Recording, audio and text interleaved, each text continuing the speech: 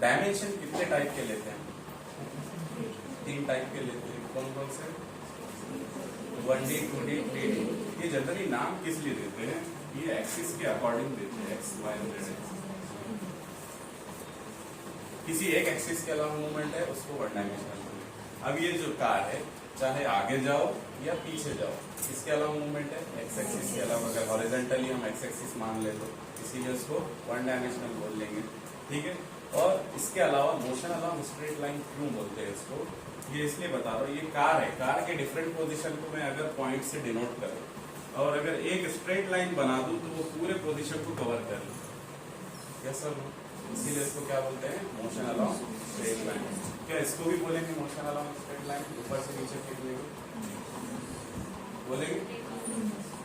ये बॉल है, बॉल के डिफरेंट पोजीशन आप ड्रॉ करो और सबको ज्वाइन करो तो एक लाइन में पूरे आ जाएंगे। ये भी क्या है? मोशन अलाउंग स्ट्रेट लाइन है। और इसका डिस्प्लेसमेंट किस डायरेक्शन में है? चाहे आप सीधा बॉल ऊपर फेंको या सीधा बॉल नीचे आए तो वाई एक्सिस के अलाउंग डिस्प्लेसमेंट है, तो इसलिए इसको 1 डायमेंशनल बोल देंगे। फिर 2 डायमेंशनल मोशन क्या हुआ? इसका एग्जाम्पल दे सकते हैं आप? हाँ बोलो बोलो, फिर बोलो 2 डायमेंशनल मोशन का रियल लाइफ एग्जाम्पल। ये ऐसा पैन, ठीक है। ये क्या हुआ इसमें? कितने डायमेंशनल है? 2 डायमेंशनल में भले 3 हो गया, एक्चुअली पेन सीधा नहीं गया, सीधा जाना चाहिए था। या फिर आप बॉल है मेरे पास, मैं बॉल फेंका इनके पास, ठीक है। या और क्या बोलेंगे, वॉलीबॉल खेल रहे आप, डायरेक्ट बॉल फेंके नेट में चला गया, ये वाला मोशन हो गया, ठीक है। या फुटबॉल खेल रहे डायरेक्ट शॉट फेंक दिए। तो इस टाइप के मोशन में क्या हो रहा है? देखो, जैसा मैंने या आर्टिलरी तोप है, तोप से आपने कुछ फायर, तो जो भी गोला बारूद है वो यहाँ से निकल के ऐसे जाएगा और ऐसे जाके टारगेट पे गिरेगा, ठीक है। तो हुआ क्या इसमें? अगर मैं ये गोला बारूद के डिफरेंट पोजीशन को पॉइंट से डिनोट करूँ, ये कुछ टाइम पे यहाँ पे था, कुछ टाइम पे यहाँ था, कुछ टाइम पे यहाँ था, फिर यहाँ, ठीक है। पहले तो अगर मैं एक स्ट्रेट लाइन ड्रॉ करूँ तो वो स्ट्रेट लाइन इसकी पूरी मोशन डिफाइन कर रहा है क्या? नहीं। तो ये मोशन अलाउंग स्ट्रेट लाइन तो है नहीं, फिर इसको डिफाइन कैसे करेंगे? इसके हमको इसका हर एक पॉइंट कवर हो जाए, ऐसे क्या स्ट्रेटेजी ले कि हर एक पॉइंट इसका कवर हो जाए? बात समझ में आ रही है ना मेरी? तो इसके लिए हम क्या करते हैं, इसके पैरेलल एक प्लेन बना देते हैं, ठीक है। इसको एक कॉपी, जैसे एक पेज, ये एक प्लेन है, ठीक है। ये इसको यहाँ रखिए, ये एक्स एक्सिस है, ये वाई एक्सिस है। तो एक प्लेन बना दिया, ये वाला पोजीशन है, ये वाला पोजीशन प्लेन के हिसाब से उसका कुछ एक्स कोऑर्डिनेट होगा, उसका नाम एक्स नॉट दे देता हूँ। ये वाली पोजीशन का कुछ y कोऑर्डिनेट होगा, उसका नाम दे दिया y नॉट। यहाँ पे कुछ पोजीशन है उसकी, उसका कुछ x कोऑर्डिनेट होगा, उसका नाम दे दिया मैं x1। ये वाले पॉइंट का y कोऑर्डिनेट होगा y1। यहाँ पे कोई होगा पॉइंट, उसका x कोऑर्डिनेट क्या होगा? x2। y कोऑर्डिनेट क्या होगा? y। अगर मैं प्लेन बना दिया तो हर एक पॉइंट डिफाइन कर रहा हूँ, ये सब। तो इसीलिए इसको क्या बोलते हैं? 2 डायमेंशनल मोशन या मोशन अलाउंग प्लेन। क्या बोलते हैं? 2 डायमेंशनल मोशन या मोशन अलाउंग प्लेन। फिर 3 डायमेंशनल मोशन क्या हो? जिसका डिस्प्लेसमेंट क्या हो? तीनों डायरेक्शन में, एक्स एक्सिस, वाई एक्सिस और जेड एक्सिस के अलावा। तो ऐसा कौन सा एग्जाम्पल हो? हाँ बिल्कुल शाबाश, बर्ड स्काई में फ्लाई करना या पतंग उड़ाना सबसे सिंपल। पतंग हर डायरेक्शन में, हर एंगल के ऊपर की तरफ भी जाती है, ऐसा भी जाती है, हर डायमेंशन को घूम लेती है आपके हिसाब से। जो अगर आप 3D एनालाइज कर सकते हो तो 3 डायमेंशन में पतंग क्या होती है? चले जाती है। तो आपका बेस्ट एग्जांपल क्या होगा 3D का? पतंग या बर्ड का मोशन कोई भी, ठीक है। तो आपके सिलेबस में तो 3 डायमेंशनल मोशन है नहीं, आपके सिलेबस में है 1D और 2D। अब 1D में हमने कुछ फॉर्मूले सीखे, कुछ फॉर्मूले इक्वेशंस याद है। ये इसलिए बता रहा हूँ, जो 1D में फॉर्मूले यूज होंगे वही 2D में कुछ चेंज करके, मतलब थोड़ा सा एजम्पशन करके कुछ ना कुछ सेम चीज यूज होने वाली है। तो आप ये बताओ, आप लोगों ने 1 डायमेंशन में फॉर्मूलेस क्या क्या सीखे थे? इक्वेशन कुछ सीखे थे, वेलोसिटी, डिस्प्लेसमेंट के, एक्सेलरेशन के, क्या सीखे थे? कुछ याद है? v is equal to u plus a। अच्छा, दूसरा s is equal to ut plus, तीसरा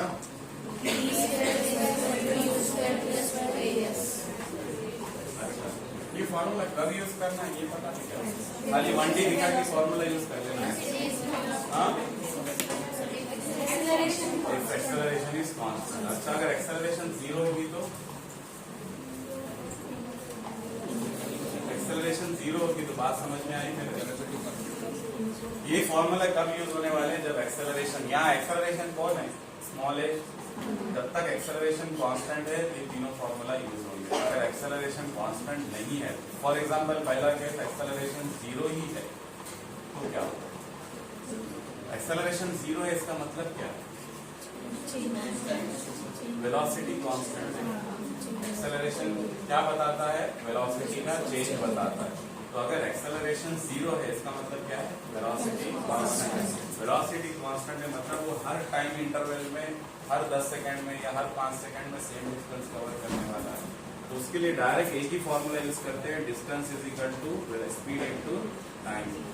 ये जो स्कूल में पढ़े थे, distance upon time is equal to speed, पढ़े थे स्कूल में, कोरोना बैच में सब निकल गया था।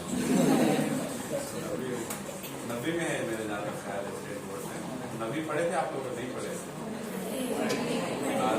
ये चैप्टर आया था। सबसे ज्यादा क्या ब्लेस्ड और स्पेशल बैच है कोरोना 1, 2, 3 वाले।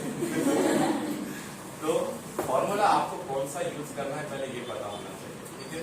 ये कब यूज करते हैं कि जब एक्सेलरेशन कांस्टेंट हो, और जब एक्सेलरेशन 0 होगी तो ये यूज करेंगे। अच्छा, एक्सेलरेशन वेरिएबल वाला कोई केस पता है आपको, एक्सेलरेशन वेरिएबल है इसका मतलब क्या, ऐसे क्वेश्चन करें डेरिवेटिव इंटीग्रेशन के जरिए से सॉल्व करने वाले, तो वो क्या था, जैसा आपको बोल दिया acceleration is equal to 3t²। इसका मतलब क्या है, acceleration purely depends on time, जैसा टाइम चेंज होगा एक्सेलरेशन चेंज होते जाएगा टाइम के साथ। तो ये वाला केस क्या हो जाएगा, एक्सेलरेशन वेरिएबल वाला। तो आपको पहले जब काइनेमेटिक्स सॉल्व कर रहे हैं तो पहले ये 3 कैटेगरी में आपके क्वेश्चन आ जाना चाहिए। क्वेश्चन देखते ही आपके दिमाग में क्लिक बना रहे काइनेमेटिक्स है, अच्छा क्या है, एक्सेलरेशन 0 है, एक्सेलरेशन 0 वाला तो कभी आने वाला नहीं, ये याद रखो, हाई स्कूल लेवल का क्वेश्चन है। तो या तो एक्सेलरेशन कांस्टेंट वाला पूछेगा, वो भी इतना सिंपल नहीं पूछेगा, उसमें एक कार के बजाय 3 कार घुसा देगा एक के पीछे, बट आएगा तो एक्सेलरेशन वेरिएबल वाला आएगा या एक्सेलरेशन कांस्टेंट वाला। तो जो भी टॉपिक है, एक टाइम के बाद आपका ये लेवल डेवलप होना, जैसा इंजीनियरिंग के बच्चे, अगर कोई आपके जो दोस्त रिलेटिव होंगे, मोस्ट ऑफ द इंजीनियरिंग के बच्चे क्या करते हैं, मान लीजिए एक रात पढ़ के पास होते हैं, आपने को लगता है कि एक रात पढ़ के ऐसा क्या कमाल कर रहे हो, तो क्या होता है वहाँ पेपर सेटर जो है, एग्जामिनर्स जो होते हैं, पर्टिकुलर 5-10 लोगों की टीम है, वही हर साल रोटेट होकर वही फिक्स करने आ जाए। तो एक पैटर्न बन जाता कि इंजीनियरिंग में हर सब्जेक्ट में 5 यूनिट रहते हैं, 5 मॉडल या 5 यूनिट रहते हैं, हर यूनिट का वेटेज फिक्स कर रहा है, ये यूनिट 20 मार्क का, ये 20 मार्क का, ऐसे 100 मार्क्स हो गए फॉर एग्जाम्पल, 100 मार्क का। अब वो 20 में भी जो है पिछले 5 साल के पेपर्स देखते बच्चे, क्या है पिछले 5 साल से ये वाले टॉपिक में ये डेरिवेशन पूछ रहा है या ये पूछ रहा है, तो बच्चे प्रोबेबिलिटी लगाते, पिछले साल ये पूछा, अगले साल ये पूछने वाला है। तो पढ़ने वाले कभी 2 पढ़ लेते, नहीं पढ़ने वाले कभी 1 भी पढ़ लेते, और किस्मत चल जाती, वही क्वेश्चन एग्जाम में आ जाता। तो उसी तरह नीट जो है, नीट भी जो है कैटेगरिकली आप नीट में भी आइडेंटिफाई कर सकते हैं, बट उसकी जो कैटेगरी है, उसका जो रेंज ऑफ क्वेश्चन है वो बहुत ज्यादा है। जितना अगर आपने उतनी क्वेश्चंस की प्रैक्टिस कर ली, ठीक है, थोड़ा बोर लग रहा है क्या, वो कैटेगरी की अगर आप प्रैक्टिस कर लिए ना, तो एक टाइम के बाद जो है ना आपका दिमाग ऐसे घूमना, क्वेश्चन देखते काइनेमेटिक्स में क्या पूछा, लॉज ऑफ मोशन में क्या, ग्रेविटेशन में क्या पूछा, रोटेशनल में किसमें टॉप पे पूछा या रोलिंग मोशन पे पूछा, ऐसा एकदम दिमाग कैलकुलेशन के साथ चल रहा है कि यार ये साल रोलिंग मोशन पे क्वेश्चन आया, ये साल ये आया।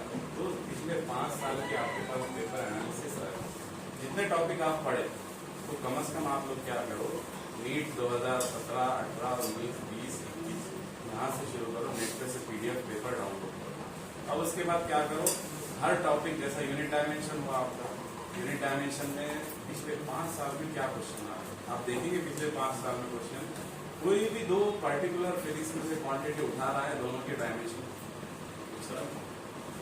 पहले साल 2020 में मेरे ख्याल से ये क्वेश्चन आया था, velocity time inverse into length, इसके डायमेंशन पूछा था, ये वाला, ठीक है। दूसरे इस साल जो आया नीट में वो आया कि जो है energy divided by gravitational constant का स्क्वायर, इसके डायमेंशन क्या है। तो हर साल का एक एनालिसिस आपको समझ में आएगा और आपको कॉन्फिडेंस आएगा, ये तो मैं कर सकता हूँ, ये वाले लेवल बन गए, अरे मैं तो कर सकता हूँ, बोले तो खत्म हो गया। फिर आप कोई भी एग्जाम कोई भी चीज कर सकते हो। तो आपको ऐसा अगर आप दिमाग में बैठे हुए मैं एररलेस कर लूँ या मैं ये बुक कर लूँ तो मेरा नीट हो जाएगा, पता ही नहीं होने वाला। आपको जान के वो लगेगा, आपको सब बोलते ये कर लो वो कर लो, मैं बोलता हूँ कोई भी बुक कर लो, आपको कुछ भी नहीं होने वाला। आपने बुक समझ के किया, कोई भी एक ही बुक, चाहे एररलेस करो या कुछ भी करो, आपका कंसेप्ट क्लियर है, अच्छे से समझ के पूरी बुक सॉल्व की, ठीक है, और पिछले पेपर के एनालिसिस से आपने पैटर्न को समझेंगे तो आपसे कोई भी एग्जाम निकाल सकते हैं। जस्ट आप ये भरोसे बैठे हुए हैं कि ये पूरी सॉल्व कर लिया, मेरे फिजिक्स में 70% मार्क आ गए, 120 मार्क आ गए, तो ऐसा कभी भी नहीं हो सकता, ये याद रखें, ठीक है। अब आते हैं हम two dimensional motion, projectile motion की तरफ आते हैं, ठीक है। प्रोजेक्टाइल मोशन क्या है कि it is a part of example, best example of क्या है, टू डायमेंशनल मोशन है, ठीक है। तो अब होता क्या है, हम जो काइनेमेटिक्स में बेसिकली हम क्या कर रहे हैं, मोशन पे ध्यान दे रहे हैं, मोशन पे ध्यान दे रहे हैं, तो हम क्या मोशन पे ध्यान दे रहे हैं, उसकी वेलोसिटी इतने सेकंड के बाद क्या है, उसका डिस्प्लेसमेंट इतने सेकंड के बाद क्या है, 5 सेकंड में क्या किया, 8 सेकंड में क्या किया, 15 सेकंड में क्या किया, यही चीज कर रहे हैं। यही चीज आपको प्रोजेक्टाइल मोशन में भी करना है। जस्ट ये है कि आप इसको एनालाइज कैसे करें, इसको फॉर्मूला कौन सा लगा है, कैसे लगा है, ये चीज आपको अगर समझ में आ गई तो सब चीज आ गया, ठीक है। वेक्टर हो गया आप लोगों का, यस में जान नहीं, ठीक है। जैसा ये प्रोजेक्टाइल मोशन है, कोई चीज आपने फेंके ऐसे जाके ऐसे गिरता है, ठीक है। आपको क्वेश्चन की कैटेगरी, क्वेश्चन आते क्या है, एकदम इजी क्वेश्चन क्या आता है, सबसे इजी फॉर्मूला बेस्ड क्वेश्चन ये आते हैं कि कितने टाइम में यहाँ से यहाँ जाके गिरा, टाइम ऑफ फ्लाइट जिसको बोलते हैं, कितने टाइम कितने डिस्टेंस पे वो यहाँ से यहाँ जाकर गिरा, ठीक है, या मैक्सिमम हाइट क्या है, ये सबसे इजी कैटेगरी ऑफ जो है इसकी प्रोजेक्टाइल मोशन। थोड़ा अच्छा क्वेश्चन वो क्या देता है कि 5 सेकंड में वो यहाँ पे था, बताओ 8 सेकंड में वो कहाँ पे होगा। ये वाले जब क्वेश्चन आते हैं तो थोड़ा सा हमको क्या होती है, डिफिकल्टी शुरू हो जाती है, ठीक है। तो अब ये जो काइनेमेटिक ये प्रोजेक्टाइल मोशन है, इसको अब हम एनालाइज कैसे करें। कोई भी चीज हम जब फेंक रहे हैं यहाँ से, मान लो उसको u वेलोसिटी से फेंक रहे हैं, u इनिशियल वेलोसिटी से फेंक रहे हैं, ठीक है। बेसिक हमारा पर्पस क्या है कि हमको इनकी दोनों इसकी प्रोजेक्टाइल मोशन की हर एक्टिविटी का एक आइडिया आ जाए। जैसे ही एक्टिविटी का आइडिया आ गया और इसको क्या फॉर्मूला लगाना है ये समझ में आ गया, आप हर मूवमेंट में बता सकते 4 सेकंड में वो यहाँ था, 3 सेकंड में यहाँ था, 3 सेकंड में उसने हॉरिजॉन्टल डिस्प्लेसमेंट इतना कर लिया, वर्टिकल डिस्प्लेसमेंट कितना था। ऐसे बीच में से क्वेश्चन पूछ देता है कि 8 सेकंड में वो जमीन से कितने ऊपर था, ऐसे पूछ लिया तो आपको लग रहा है क्या हार्ड क्वेश्चन पूछे सर, बट बहुत इजी क्वेश्चन है, ठीक है। जस्ट आपको आइडिया आना जरूरी है कि मोशन हो कैसे रहा है, ठीक है। तो जब भी हम कोई चीज थ्रो करें, ऐसे फेंक रहे हैं या बॉल शॉट मार रहे हैं या फुटबॉल के किक दे रहे हैं या वॉलीबॉल फेंक रहे हैं, तो जो भी जब फेंक रहे हैं तो जमीन के साथ हॉरिजॉन्टल के साथ कुछ एंगल बन रहा है, ठीक है, यहाँ एंगल बनाएंगे, यहाँ एंगल बनाएंगे। अब प्रोजेक्टाइल मोशन की खास बात यह है कि ये प्रोजेक्टाइल मोशन हो क्या है, अगर ये 1 सेकंड बाद यहाँ था मतलब फॉर एग्जाम्पल, तो इसने इतना हॉरिजॉन्टल डिस्टेंस कवर किया, इतनी वर्टिकल हाइट पे चले गए, तो साइमल्टेनियसली उसका हॉरिजॉन्टल डिस्प्लेसमेंट भी चेंज हो रहा है, वर्टिकल डिस्प्लेसमेंट भी चेंज हो रहा है। तो ऊपर के वो 3 फॉर्मूले कौन सा फॉर्मूला लगा है, सबसे बड़ा सवाल ये पैदा होता है कि कहाँ फॉर्मूला क्या लगा है, v equal to u plus 80 किसको लगा है, क्यों लगा है, ये सवाल आता है कि नहीं। फॉर्मूले तो वही लगने वाले हैं, लॉ इक्वेशन ऑफ मोशन तो 3 ही है, चौथा कोई फॉर्मूला आया हुआ नहीं है, तो अब ये फॉर्मूला लगा है कैसे, सबसे बड़ा सवाल ये आता है। तो इसके लिए क्या करते हैं, और साइमल्टेनियसली हो क्या रहा है कि ये फॉर्मूला x डायरेक्शन में लगने वाला है या y डायरेक्शन में लगने वाला है, सबसे बड़ा सवाल ये भी पैदा होता है। तो सबसे पहले हमको क्या करना होता है, जब भी ये 2D जो खास तौर से प्रोजेक्टाइल मोशन को एनालाइज करना है, इसको 2 अलग अलग पार्ट में तोड़ देते हैं।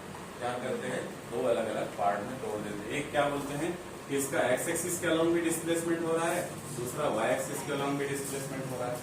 तो इसको ऐसे मानते हैं कि 2 मोशन एक साथ हो रहे हैं, ठीक है, दो एक साथ हो ही रहे हैं, बट दोनों को अलग अलग पढ़ते हैं। एक्स एक्सिस के अलग अलोंग अलग मोशन हो रहा है, वाई एक्सिस के अलोंग अलग हो रहा है। क्यों पढ़ रहे हैं, हालांकि जब भी वो मूव कर रहा है उसकी हॉरिजॉन्टल पोजीशन भी चेंज हो रही, वर्टिकल भी चेंज हो रही, बट हमको जब फॉर्मूला लगाना है, उसको एनालाइज करना है, एक साथ एक इक्वेशन में दो फॉर्मूले लग सकते हैं, एक्स एक्सिस के अलाउंग भी, वाई एक्सिस के अलाउंग भी, पॉसिबल है क्या? नहीं है। इसके लिए हम क्या करते हैं, इसको दो पार्ट में तोड़ देते हैं ताकि हमको एनालाइज करना आसान हो जाए। अब सबसे खास बात यह है कि प्रोजेक्टाइल मोशन सॉल्व करने से पहले असम्पशंस क्या लेते हैं?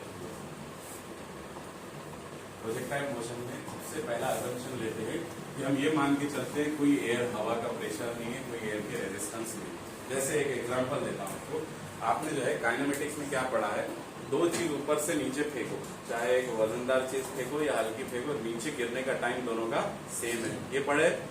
ठीक है। अब ये देखो, सेम गिरे नहीं गिरे? सेम नहीं गिरे। आप जो यस बोल रहे हो गलत।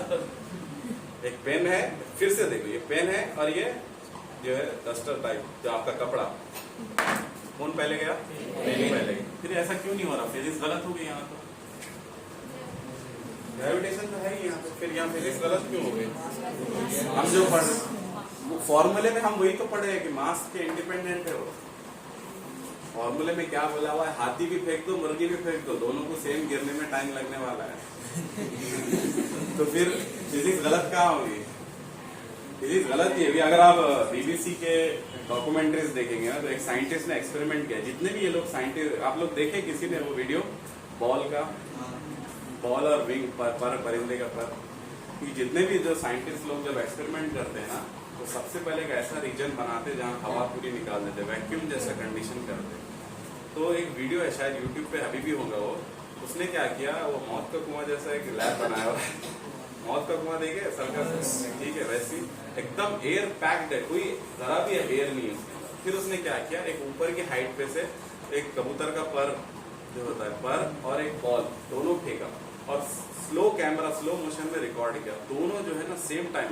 ऑब्वियसली बॉल का वजन तो पर से बहुत ज्यादा होगा, बट क्या हो रहा है, दोनों सेम टाइम में नीचे आ रहे हैं। तो जो हम फिजिक्स पढ़ रहे हैं उसके लिए पहला अजम्पशन क्या है कि एयर रेजिस्टेंस कुछ भी नहीं है, हवा चल रही है, ये सब नेग्लेक्ट करके चलना है हमको।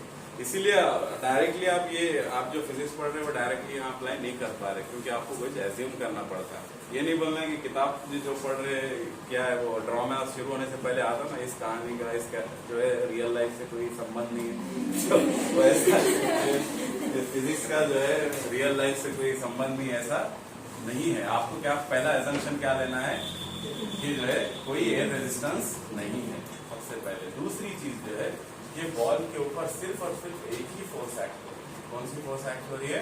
Force of gravity. अच्छा, ग्रेविटी किधर एक्ट होती है? डाउनवर्ड। डाउनवर्ड मतलब अगर बॉल फेंक रहा हूँ तो इस पॉइंट पे उसको ग्रेविटी यहाँ एक्ट हो रही है, बॉल को यहाँ फेंक रहा हूँ इस पॉइंट पे ग्रेविटी यहाँ एक्ट हो रही है, बॉल यहाँ पे है तो उस पर ग्रेविटी यहाँ एक्ट हो रही है, बॉल यहाँ पे है तो ग्रेविटी यहाँ एक्ट हो रही है। सही बात है? यस। तो सबसे पहला असम्पशन क्या है कि जो है एयर रेजिस्टेंस नहीं है। दूसरा असम्पशन ये है कि इसके ऊपर एक ओनली फोर्स एक्ट हो रही है, that is force of gravity. Third thing है कि ग्रेविटी कांस्टेंट है। थर्ड थिंग क्या है? ग्रेविटी कांस्टेंट है। अब यही चीज आप बोलेंगे प्रोजेक्टाइल मोशन में चांद पे गए, चांद पे शॉर्ट मारो, बॉल आएगा क्या? किधर जाएगा पता ही नहीं चलेगा, सीधा गया तो गया, इंतजार में बट बॉल आने वाला है। तो यहाँ वन एंड ओनली फोर्स क्या एक्ट हो रही है? ग्रेविटी। अब यहाँ आ जाते हैं मुद्दे पे। हमको जो इक्वेशंस ऑफ मोशन है, तीनों इक्वेशन लिख लेता हूँ। v is equal to u plus a t. इधर देखो भाई, जो बोर हो रहे हैं, बोर हो रहे क्या? लड़के बहुत ज्यादा बोर हो रहे, जान में जान नहीं है, एकदम बेचैन बैठे, एकदम 9 बजते 9 बज गए, 9 हो गए, ठीक है। तो अब ये देखो, ये इक्वेशन में क्या चीज है? v मतलब क्या है? Velocity after certain instant of time. u क्या है? t क्या है? s क्या है? अब यहाँ इक्वेशन लगाना है प्रोजेक्टाइल मोशन में डिस्प्लेसमेंट हर चीज कैसे मिलेगी, ठीक है। तो सबसे पहले हमको पता होना चाहिए इनिशियल वेलोसिटी। अब फेंक तो रहे हम यू से, एक्स डायरेक्शन और वाई डायरेक्शन में हमने इसको तोड़ दिया हुआ है। ये पूरी मोशन को किसमें तोड़े हमने? 2 डायरेक्शन में, एक्स डायरेक्शन में अलग, वाई डायरेक्शन में अलग। तो एक्स डायरेक्शन में इनिशियल वेलोसिटी क्या लेंगे? सवाल ये हम लोग एक्स डायरेक्शन में क्या लेंगे? तो वेक्टर एक ट्रायंगल बनाता हूँ। ट्रिग्नोमेट्री याद है 10वीं का कि कोरोना भरोसे सब आस पास याद है? ठीक है। कॉस थीटा क्या होता है बोलो? एडजेसेंट साइड डिवाइडेड बाय, यहाँ पे एडजेसेंट साइड लिख देता हूँ a b divided by a c. Sine theta क्या होगा? Opposite side divided by. तो ये यहाँ पे क्या किया मैंने, यहाँ से जरा सी परपेंडिकुलर था, ठीक है। और किया क्या एक्चुअली, ये u वेलोसिटी को दो पार्ट में तोड़ दिया। एक u वेलोसिटी का x एक्सिस के अलाउंग कंपोनेंट और u वेलोसिटी का y एक्सिस के अलाउंग कंपोनेंट, उसको जो uy नाम देते हैं, ठीक है। ये uy है तो ये भी uy हो गया, ठीक है। यहाँ नाम दे देता हूँ a b c, ठीक है। cos थीटा क्या है? a b divided by a c। a b की जगह क्या लिखना है हमको? ux x एक्सिस के along velocity divided by ac की जगह मतलब क्या है? फाइनल मेन u वेलोसिटी जो होती है। तो ux x एक्सिस के अलाउंग इनिशियल वेलोसिटी क्या हो गई? u cos theta. आई बात समझ में? y एक्सिस के अलाउंग वेलोसिटी के लिए क्या करेंगे? bc की जगह क्या लिखूंगा मैं? uy लिख सकता हूँ। uy डिवाइडेड बाय ac क्या है? u है। अरे भाई खाना नहीं खा के आए क्या? आवाज नींद में uy इक्वल तो क्या हो जाएगा? जोर से पूरा महिला सुन लेना क्या पढ़ रहे हो। तो इनिशियल वेलोसिटी सबसे पहले क्या कर रहा हूं मैं, ये जितने टर्म आने वाले हर एक्सिस कर रहा हूँ, वो टर्म क्या है वो पता चल गया आपको। आप कोई भी इक्वेशन लिख सकते हैं, कोई भी प्रॉब्लम सॉल्व कर सकते हैं। तो पहले लिख देता हूं मैं इनिशियल वेलोसिटी। एक्स एक्सिस के अलाउंग ux है, जिसका नाम वैल्यू क्या है? u cos theta. y axis के अलाउंग क्या है? uy है, तो ये क्या है? u sin theta. आगे समझ में? अब आता है इनिशियल वेलोसिटी के बाद आता है एक्सेलरेशन क्या, ठीक है। अब क्या होगा? एक्सेलरेशन की बात करो। एक्सेलरेशन, एक्सेलरेशन क्या बोलता है? यहाँ पे चेंज इन वेलोसिटी बोलता है, ये तो ठीक है, ये मिटा दो। ये तो समझ के आ गए ना, आप लोग जानते भी होंगे, यस ठीक है। अब ये बताओ एक्सेलरेशन क्या है यहाँ पे? एक्सेलरेशन यहाँ पे क्या है? एक्सेलरेशन कब आती है? लॉज ऑफ मोशन क्या बोला है? एक्सेलरेशन कब पिक्चर में एंट्री कब होती है? एक्सेलरेशन कोई बॉडी ऐसी चल रही है, उससे एकदम स्पीड बढ़ जाती, कोई फोर्स आएगी तो उसको एक्सेलरेशन आएगी। एक्सेलरेशन या डी एक्सेलरेशन, कोई चलती से बॉडी को रोकना है या चलती से बॉडी की स्पीड बढ़ाना है, दोनों केसेस में फोर्स बढ़ाना पड़ेगा कि अचानक से आ जाता कोई। लॉज ऑफ मोशन क्या बोला? जब तक फोर्स नहीं कोई एक्सेलरेशन या डी एक्सेलरेशन नहीं। तो यहाँ कितने फोर्स है? कितने फोर्स है? एक ही फोर्स है। किस डायरेक्शन में? डाउनवर्ड मतलब y या x? y direction. तो यहाँ एक ही फोर्स है, तो एक्सेलरेशन भी क्या होगी? एक ही। सीधा से लिख दो acceleration along x axis 0, acceleration along y axis क्या होगी? अब फिजिक्स में क्या करते हैं, जैसा हमारा कोऑर्डिनेट एक्सिस है, ठीक है, यहाँ पे x के 1 2 3 पॉजिटिव वैल्यू आते हैं, यहाँ क्या आते हैं? नेगेटिव आते हैं। यहाँ y के पॉजिटिव वैल्यू और यहाँ क्या आते हैं? y के नेगेटिव वैल्यू आते हैं। तो जो चीज डाउनवर्ड डायरेक्शन में जा रही है उसको हम साइन क्या ले लेते हैं? नेगेटिव। नेगेटिव ले लेते हैं, नेगेटिव ऑफ y। ग्रेविटी किधर जा रही? Downward. Acceleration along y axis हो गया समझ में? ठीक है। तीसरी चीज, वेलोसिटी किसी भी इंस्टेंट ऑफ टाइम पे वेलोसिटी v कैसे निकालेंगे?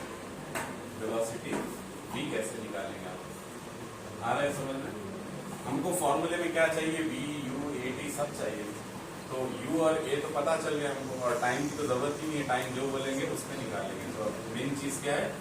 v, वेलोसिटी बचा हुआ है। तो वेलोसिटी क्या होगी? एक्स एक्सिस के अराउंड 4 सेकंड के बाद वेलोसिटी क्या होगी? 4 बोलो या 10 बोलो या 20 बोलो, जहाँ एक्सेलरेशन नहीं वहाँ वेलोसिटी में चेंज नहीं, तो पहले थी वो बाद में। तो वेलोसिटी 100 सेकंड के बाद की बोला तो 100 सेकंड मस्त u cos theta. y x axis के अलॉन्ग वेलोसिटी में कोई चेंज ही नहीं, सेम u cos थीटा रहने वाली है। y एक्सिस के अलॉन्ग वेलोसिटी क्या है, चेंज हो रही है, जहां वेलोसिटी चेंज होगी, बट y एक्सिस के अलॉन्ग एक्सेलरेशन क्या है, कांस्टेंट है, माइनस g है डायरेक्ट। ये फॉर्मूला क्या लगाएंगे, y एक्सिस के अलॉन्ग फॉर्मूला लगा रहे तो लिखना पड़ेगा vy is equal to uy plus ay into t. ठीक है, vy is equal to uy क्या था, u साइन थीटा, ay क्या था, माइनस जी इंटू टी। देखो velocity at certain instant of time क्या है, u साइन थीटा माइनस जी। ये फंडा समझ में आया कि यहाँ क्यों फॉर्मूला वो लगाए, वहां क्यों ये नहीं लगाए। देखो यही फॉर्मूला x एक्सिस के अलॉन्ग लगाते हैं, एक्सेलरेशन जीरो होती है, ये पूरा क्रम जीरो हो जाता है, vx is equal to ux ही आता है। यस, तो velocity at certain instant of time आ गई। अब क्वेश्चन कैसे आते हैं, शुरू में जो वेलोसिटी है उसको वेक्टर फॉर्म में लिखो। ठीक है, शुरू में इनिशियली एकदम इजी क्वेश्चन की बात कर रहा हूँ, अभी तो मैं जरा भी हार्ड लेवल पे नहीं जा रहा। ठीक है, इनिशियल क्या बोल रहा है, जब से बेचैन एकदम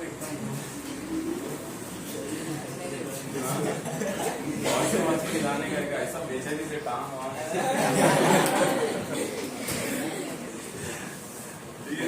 वेक्टर फॉर्म में अगर लिखेंगे, इनिशियल वेलोसिटी क्या है, u cos थीटा है, ये x एक्सिस के अलॉन्ग है तो i कंपोनेंट लिखेंगे, और y एक्सिस के अलॉन्ग u sin थीटा है तो उसका j कंपोनेंट। आपको क्या बोल देता है, 5 सेकंड बाद, यहाँ पे मान लो 5 सेकंड बाद वो यहाँ था, यहाँ पे वेलोसिटी को वेक्टर फॉर्म में लिखो।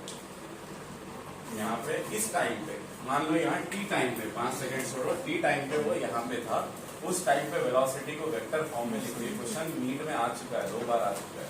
तो यहाँ पे क्या लिखेंगे, फिर से वेलोसिटी को x कंपोनेंट तो हमेशा u cos थीटा ही रहने वाला, u cos थीटा i क्या, y कंपोनेंट इस टाइम पे वेलोसिटी क्या हो जाएगी, ये हो जाएगी u sin theta minus j t, जो टाइम बोला वो टाइम पे। आ गया समझ में, आइए के पास 2 साल पहले नीट में क्वेश्चन क्या आया था कि पार्टिकल को हमने वेलोसिटी दिए, कितनी दिए, 2i क्या प्लस 3j क्या, वेक्टर में वेलोसिटी दे दी, इनिशियल वेलोसिटी। ठीक है, अब क्या बोल रहा है, ये जब यहाँ पे b पे जब गिर रहा है फाइनल पोजीशन पे, यहाँ उसकी वेलोसिटी कितनी होगी। क्वेश्चन दिखने में कितना बहुत हार्ड लग रहा है कि नहीं हार्ड, हाँ है बहुत ही। देखो हर पोजीशन पे देखो, इधर देखो, यहाँ पे भी देखो, वेलोसिटी की डायरेक्शन किधर है, इधर है, इसके 2 कंपोनेंट बनेंगे, एक इधर कंपोनेंट, एक नीचे की तरफ। ये वाला हमेशा u cos थीटा रहने वाला है, और ये vy कहाँ से आने वाला है, u sin theta minus gt से। इस पॉइंट पे उसका कंपोनेंट ये यहाँ, ये वेलोसिटी इस डायरेक्शन पे रहेगी, यहाँ पे उसको 2 पार्ट में तोड़े तो हॉरिजॉन्टल कंपोनेंट ये आएगा, वर्टिकल कंपोनेंट नीचे आएगा। यह पॉइंट पे देखो, हॉरिजॉन्टल कंपोनेंट यहाँ आएगा, वर्टिकल कंपोनेंट नीचे आएगा। ये तो चीज क्लियर है, पहली चीज। दूसरी चीज जो है, फिजिक्स क्या बोलता है, अगर हम एयर रेजिस्टेंस हर चीज को नेग्लेक्ट कर दे तो जो चीज जितनी स्पीड से ऊपर फेंकेंगे उतनी स्पीड से नीचे ही आएगी, तो सेम स्पीड से वो नीचे आएगी। तो क्या आंसर यही होगा, आंसर यही होगा क्या, नहीं, वी ए दिया था आपको, ए पॉइंट से जब आप फेंके थे, आप वी बी पूछ रहा है, तो वी बी में एक्स कंपोनेंट तो सेम ही रहने वाला है, 2i, वाई कंपोनेंट भी सेम रहने वाला है। यहाँ वाई कंपोनेंट ऊपर की डायरेक्शन में था, यहाँ वाई कंपोनेंट हार्ड क्वेश्चन का 4 मार्क्स का। बहुत सारे बच्चे आप कन्वेंशनल फॉर्मूला रट के जाते हैं, टाइम ऑफ फ्लाइट का फॉर्मूला ये है, इसका फॉर्मूला ये है, तो जैसा फॉर्मूला रटे और एग्जाम में आप ऐसा होने ही वाला नहीं है कि आप जैसा रट के जाएंगे वैसे क्वेश्चन आएंगे। नीट में हाँ अलबत्ता नीट में ये क्वेश्चन फिक्स होता है कि 45 जो क्वेश्चन होंगे उसमें 5 से 7 क्वेश्चन ऐसे होंगे जब स्टिक करने के फॉर्मूला पूछ लेगा, इसका फॉर्मूला उसका फॉर्मूला डायरेक्ट, बाकी क्वेश्चन में कुछ ना कुछ दिमाग लगाना पड़ता है। तो अब ये क्वेश्चन अगर आप देखते हैं तो आपकी ये क्वेश्चन कोई फॉर्मूले से होने वाला है क्या, नहीं, इसमें कोई फॉर्मूला लगने वाला है क्या, कैलकुलेट कर दे। यहाँ पे initial velocity u cos theta is equal to 2 है, u sin theta is equal to 3 है, कयामत तक सर होते रहता, टाइम लगते रहता, 1 घंटा पूरा फिर इसमें एक क्वेश्चन सॉल्व करने में। तो आपको ये चीज समझ में आई कि हर पॉइंट पे उसकी हॉरिजॉन्टल वेलोसिटी कितनी रहने वाली है, u cos थीटा। अब वो चूंकि नीचे की तरफ जा रही है तो उसका y कंपोनेंट हमेशा नीचे की तरफ रहने वाला है। ठीक है, ये चीज हो गई क्लियर। अब तीसरी चीज इसमें यहाँ एक और चीज पे ध्यान देता है कि अगर ये O जो है इस पॉइंट का हाईएस्ट, इस पाथ का जो है हाईएस्ट पॉइंट है, वो जो है इस ट्रैजेक्टरी का हाईएस्ट पॉइंट है, तो O पॉइंट पे वेलोसिटी क्या होगी, कौन सी जीरो। अगर वेलोसिटी जीरो होगी तो वो आगे क्यों जा रहा है, समझ में आएगा। एक्स कोई बोल रहा था, क्या बोल रहे, एक्स कंपोनेंट की वजह से जाएगा। वेलोसिटी के दो कंपोनेंट है, एक एक्स कंपोनेंट, एक वाई कंपोनेंट। कोई भी चीज मैं ऐसे सिंपल ऊपर फेंक रहा हूँ तो यहाँ तक जाके वो नीचे आ रही है, इस पॉइंट पे अब उसकी वेलोसिटी, वर्टिकल वेलोसिटी क्या होगी, जीरो होगी। अब वो इसके ऊपर नहीं जाने वाला, ठीक है। बट यहाँ क्या हो रहा है, हम देख रहे हैं कि ऊपर के साथ साथ आगे भी जा रहा है, तो कोई एक चीज तो उसको आगे ले जा रही है, कौन ले जा रही, हॉरिजॉन्टल वेलोसिटी। तो अगर किसी ने आपको पूछा O पॉइंट पे उसकी वेलोसिटी क्या है, तो आप क्या बोलेंगे, only u cos theta. O point पे वेलोसिटी क्या है, only u cos theta. Vertical velocity क्या है यहाँ पे, जीरो है। बहुत सारे क्वेश्चन बनते हैं कि एक पार्टिकल को ये एंगल पे फेंके, ratio of kinetic energy at O point से A पॉइंट, क्वेश्चन देखे होंगे ना बुक में, ठीक है, आप देख लो, आप सॉल्व करना शुरू करो, नहीं देखे होंगे तो एक चीज क्या समझ में आई, O पॉइंट पे, हाईएस्ट पॉइंट पे वेलोसिटी क्या है, सिर्फ और सिर्फ u cos थीटा। दूसरा एक इम्पोर्टेंट क्वेश्चन क्या आता है कि वेलोसिटी और एक्सेलरेशन के बीच में एंगल क्या है, वेलोसिटी और एक्सेलरेशन के बीच में एंगल क्या है, वेलोसिटी और एक्सेलरेशन के बीच में एंगल क्या है। हर जगह 90 डिग्री है, नहीं, सिर्फ हाईएस्ट पॉइंट पे जो है एंगल क्या है, 90 डिग्री। इस पॉइंट पे देखो, यहाँ पे जब मैं यहाँ से फेंक रहा था, u वेलोसिटी ऐसी थी, एक्सेलरेशन इधर थी, ये एंगल तो 90 से बड़ा है, यस। तो वो क्या रहा है, एंगल जो है पहले 90 से बड़ा था, बाद में आके कितना हो गया, 90 हो गया, ठीक है। अब यहाँ आने पे क्या हो जाएगा, इधर वाले आधे पाथ में एंगल क्या हो रहा है, डिक्रीज हो रहा है, ये भी याद रखना। आधे पाथ में एंगल क्या हो रहा है, डिक्रीज हो रहा है। पहले 90 से ज्यादा था, कम होते होते 90 तक आया। यहाँ पे आने पे क्या हो रहा है, इस पॉइंट पे देख लो, मान लो फॉर एग्जांपल वेलोसिटी कैसी है, मेन इधर है, जो पाथ है वो वेलोसिटी का पाथ है, और एक्सेलरेशन किधर है, इधर है। तो एंगल 90 से कम है या ज्यादा है, कम हो रहा है। फर्दर क्या हो रहा है, फर्दर डिक्रीज हो रहा है। तो ये भी क्वेश्चन पूछ सकता है कि वेलोसिटी एक्सेलरेशन के बीच में एंगल क्या है। सिर्फ आंख बंद करके 90 में जाना है, सिर्फ हाईएस्ट पॉइंट पे एंगल कितना है, 90 डिग्री, ठीक है। अब ये तो हो गई एक्सेलरेशन वेलोसिटी की बात। अब बात करेंगे डिस्प्लेसमेंट की बात। हॉरिजॉन्टल डिस्प्लेसमेंट कितना हो रहा है, वर्टिकल डिस्प्लेसमेंट कितना हो रहा है। तो मान लो हॉरिजॉन्टल डिस्प्लेसमेंट लिखता हूँ सिर्फ, डिस्प्लेसमेंट। सर टाइम है या हो गया? If you want to take little bit, then you can take. Otherwise, it is complete. ठीक है, 10 minute. As you wish.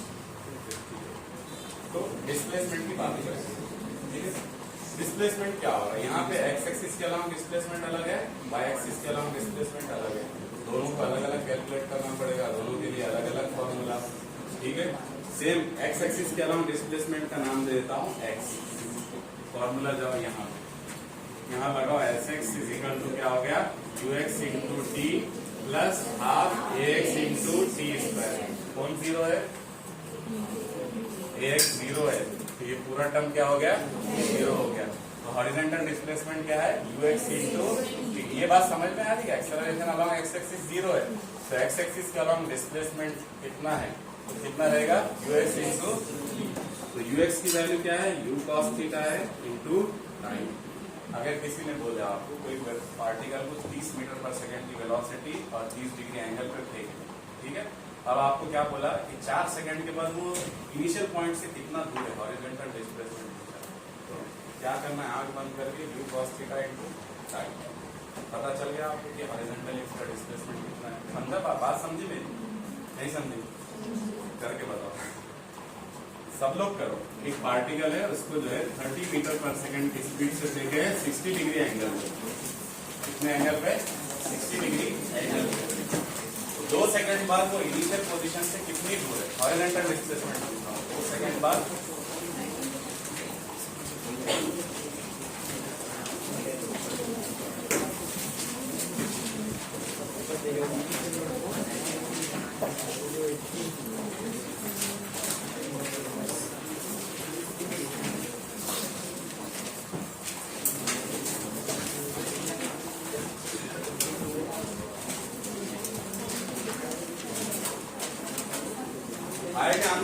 Time को लगता है 30 मीटर आया समझ। 30 आया क्या आंसर? ये एक तरफ से आया तो दूसरी तरफ से नहीं, वही आंसर 30 है कि 45 आ रहा? कितना आ रहा? हॉरिजॉन्टल डिस्प्लेसमेंट 2 सेकंड बाद कितना है? 60 आ रहा। 60 किसका आ रहा भाई? हॉरिजॉन्टल डिस्प्लेसमेंट क्या है? u cos theta into time. u कितना है? 30 है cos 60 1/2। टाइम कितना है? 2 सेकंड। 2 से 2 कैंसिल, कितना बचा? 30। मतलब इनिशियल पॉइंट से 30 पे दूरी पे।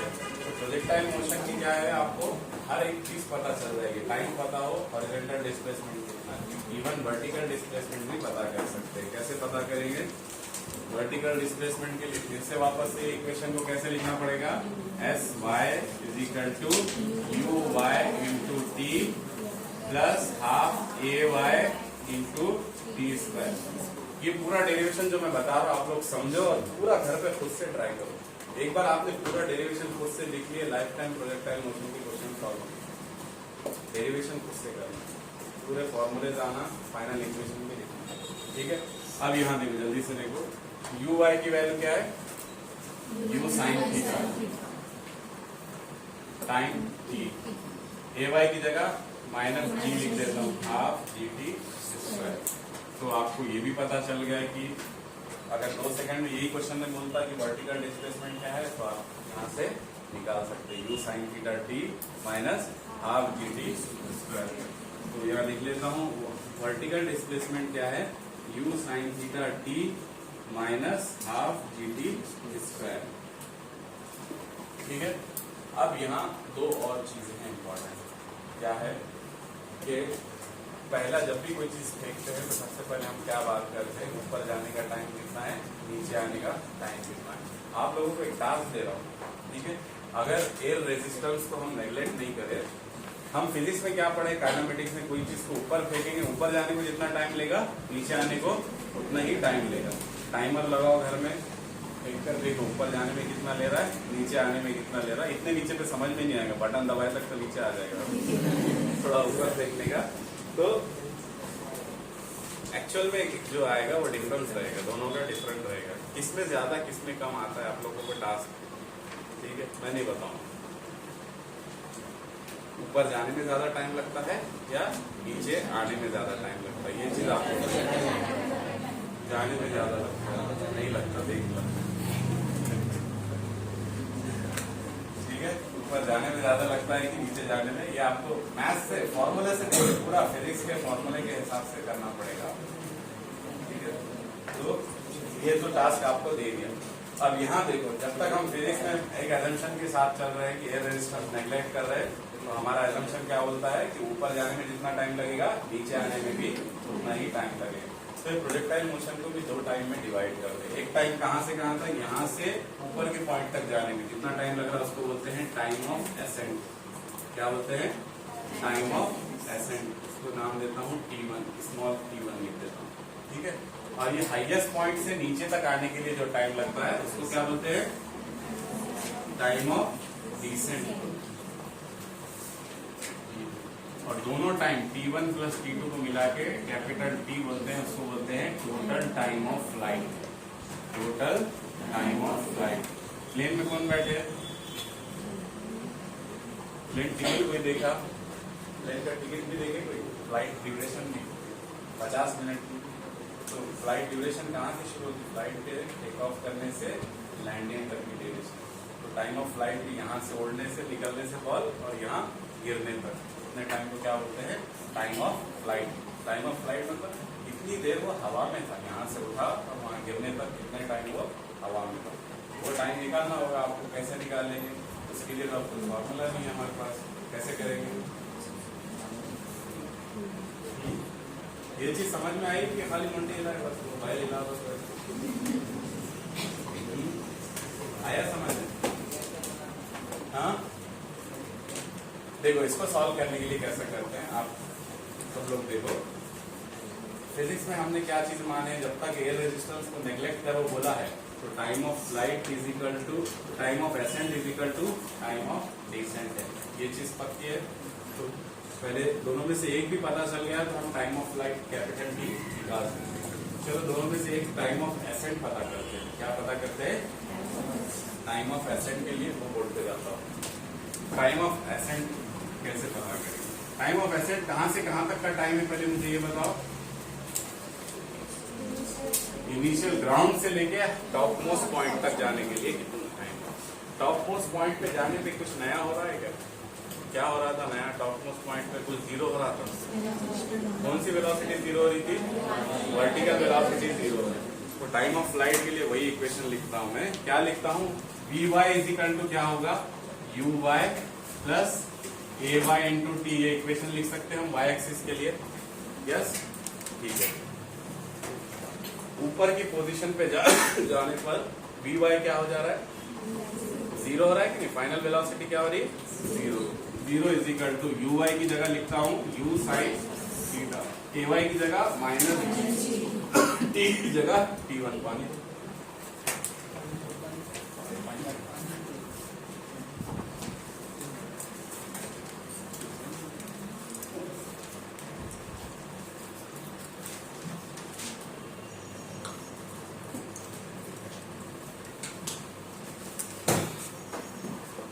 तो यहां से क्या हो जाएगा?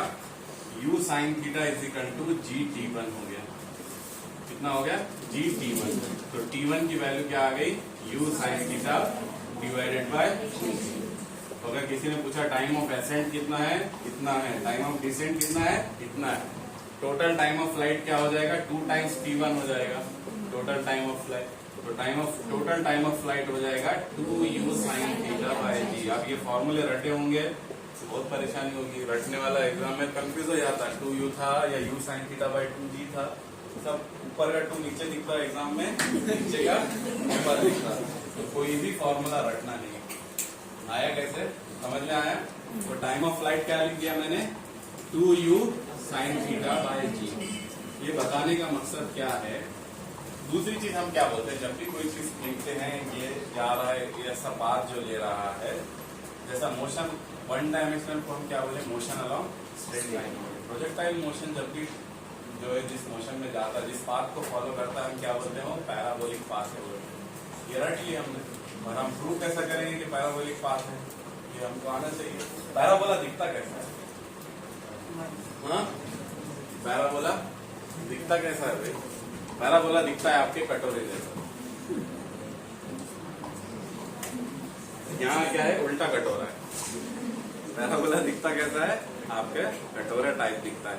तो पहली चीज पैराबोला आपको प्रूव करना है। यहाँ पे क्या प्रूव करना है कि मैं तो बोल दिया ओरली, बुक में लिखे हुआ है 10 जगह की जो है ये पैराबोलिक पाथ है। आप दिखाएंगे कैसे? आप स्कूल में पढ़े हैं y is equal to M X plus C. ये किसकी इक्वेशन थी? स्ट्रेट लाइन ड्रॉ करें, इसकी इक्वेशन क्या आती है? y is equal to M X plus C. तो जब भी याद रखना है y is equal to M X plus C हो या y इज इक्वल टू सिर्फ एम एक्स हो या x is equal to M Y हो, कोई भी फॉर्मेट हो, ऐसा याद रखो y का पावर 1 है, x का पावर 1 है, दोनों मल्टीप्लीकेशन में नहीं है। वो इक्वेशन हमेशा स्ट्रेट लाइन रहेगी। क्या रहेगी? Straight line. फिर पैराबोला कब रहेगा? पैराबोला कब रहेगा?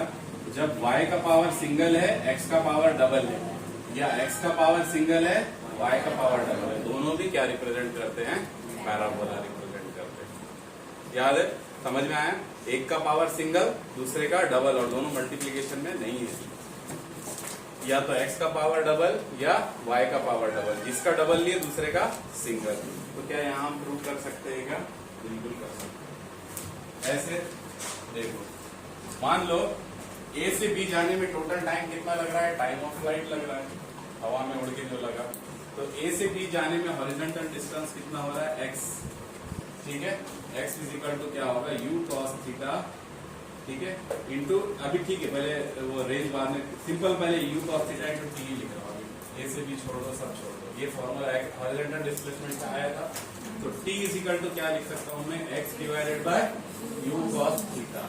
ठीक है, ये x डिस्प्लेसमेंट का फॉर्मूला है। y डिस्प्लेसमेंट का फॉर्मूला क्या आया था? u sine theta t. y displacement का फॉर्मूला आया था u sine theta t minus half g t square. ये आया था।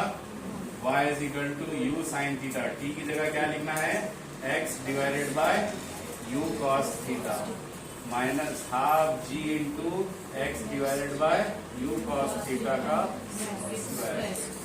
ठीक है, ये क्या हो गया x into sine theta by cos theta क्या होता है u से tan थीटा हो गया माइनस हाफ जी एक्स का square X square divided by U square cos square theta. ये इक्वेशन रट रहे थे हम स्कूल में, y is equal to X time theta minus half G. ये इक्वेशन लिखी हुई रहती बुक में, हम लोग रटते हैं। आई कहाँ से ये समझ में आया? दूसरी चीज, यहाँ y का पावर सिंगल है, x का पावर है डबल। एक सिंगल में भी है, एक्स्ट्रा में पावर है। y का पावर सिंगल है, x का पावर डबल है। इसीलिए हम बोलते हैं कि मैथमेटिकली ये इक्वेशन ऑफ पैराबोला। ऐसे ही नहीं बोल देना है, क्योंकि जिस हवा में उसमें लिखा हुआ है पैराबोला तो है पैराबोला। आई बात समझ में? यस। अब इसमें जो चार फॉर्मूले पूछता है, तो टाइम ऑफ फ्लाइट क्या है, मैक्सिमम हाइट क्या है और रेंज क्या है, ये पूछता है ना। तो रेंज के लिए देखो, रेंज मतलब क्या है, हॉरिजॉन्टल डिस्टेंस है कि वर्टिकल डिस्टेंस है? यहाँ से यहाँ तक की रेंज मतलब horizontal.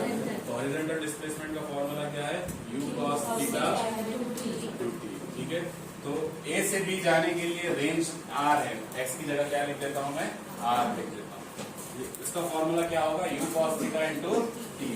u cos theta as it is लिखा। टाइम की जगह, टाइम कितना लग रहा है टोटल, टाइम ऑफ फ्लाइट कितना टाइम लग रहा है, कितना टाइम होता है वो total 2u sin theta by g। क्या हो गया, u से u मिला u square into 2 sin theta cos theta divided by g हो गया। रेंज और हाइट के फॉर्मूले में बहुत कंफ्यूज होता है, किसको कहाँ नीचे 2 है, किसको ऊपर 2 है। ठीक है, 2 sin theta cos theta trigonometry में किसका फॉर्मूला होता है, sin 2 थीटा का। तो क्या हो जाएगा, u square sin 2 theta divided by g। Exam में 2 ऊपर था या नीचे था, बहुत ज्यादा कंफ्यूज होता है, मुझे खुद होता है। ठीक है, तो रेंज का फॉर्मूला कैसे आया, समझ में आया? यस और नो? मैक्सिमम हाइट कैसे निकाला? हर फॉर्मूला आपको डिराइव करना है, रट के कोई भी फॉर्मूला मत रखो, u square sin square theta divided bye 2g है बोल देते।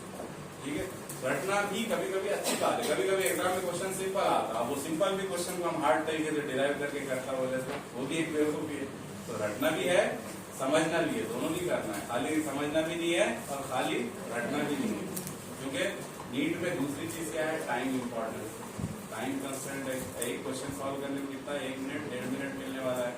तो अगर टाइम अगर ऐसी सब चीज डिराइव करके सॉल्व करते बढ़े तो खत्म हो गया। तो मैक्सिमम हाइट कैसे निकालें, मैक्सिमम हाइट कैसे निकालें? मैक्सिमम हाइट बोले तो ओ पॉइंट पे पहुंचना है। ओ पॉइंट पे पहुंचने पे क्या कुछ नया हो रहा है, क्या कुछ नया हो रहा है क्या? वेलोसिटी 0 हो रही थी ना, कौन सी वेलोसिटी 0 हो रही थी, y। ठीक है, तो ये वाली इक्वेशन लगा के जाते हैं, v square is equal to u square plus 2as, सब कुछ y y लगा देता हूँ, y एक्सिस के रंग लगा देता हूँ। ठीक है, तो O पॉइंट पे जाने, O पॉइंट क्या है, O पॉइंट से ग्राउंड की हाइट को ही बोल रहे हैं हम, हाईएस्ट पॉइंट बोल रहे हैं ना, वही हाइट को मैक्सिमम हाइट बोल रहे हैं। ठीक है, y वेलोसिटी क्या हो गई 0, uy की जगह रख दो u sin थीटा उसका स्क्वायर प्लस 2 ay की जगह माइनस g, sy की जगह h मैक्स, क्या लिख दो मैक्सिमम। तो ये क्या हो गया, u square sine square theta minus 2g h max equal to 0। तो h मैक्स का फॉर्मूला क्या आ गया, इसको इधर ले लिए, u square sine square theta divided bye 2g। पूरे प्रोजेक्टाइल के फॉर्मूले हो गए खत्म। अब समझ में आ गया? किसी को कोई डाउट है क्या? आया? जितना प्रोजेक्टाइल पढ़े पूरे ये इक्वेशन डिराइव करने आना आपको, ऐसा चार्ट बनाकर और जो है फोटो ले लो आपको लिखने की वजह, फोटो लो और जो है उससे डिराइव करो। उससे जिस दिन आपने उससे डिराइव कर लिए, आपको प्रोजेक्टाइल मोशन के पूरे क्वेश्चंस सॉल्व हो जाएंगे। ठीक है सर,